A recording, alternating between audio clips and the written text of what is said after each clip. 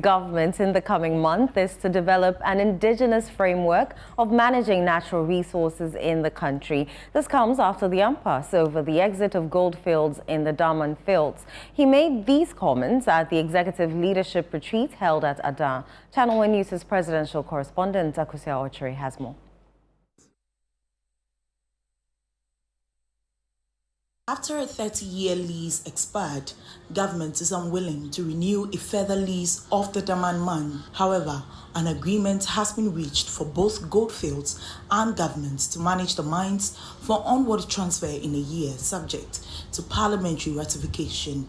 Speaking at a ministerial retreat, President John Mahama gave the assurance that a Ghanaian will manage its own natural resources.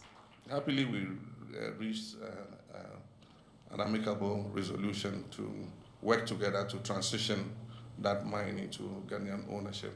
But it leads me to what my thoughts are, that we must have an indigenization program for taking control of some of our natural resources.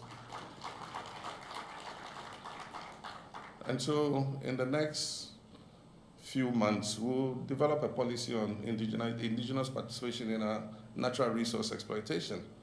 And anytime, we're not going to expropriate anybody's concession or anything, but anytime a lease comes up for renewal, we would want to negotiate to see that there's more Ghanaian participation, indigenous Ghanaian participation in these things, so that we can also raise the resources to bring prosperity to our people. He also challenged his ministers to lead with integrity and prioritize results. It's not with excuses, but with results.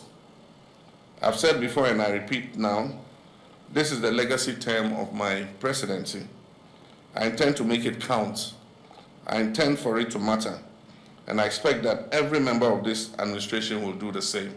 The former president of Nigeria, Goodluck Jonathan, while calling for development-driven policies beyond the inadequacy of the 4-year presidential tenure in Ghana and Nigeria.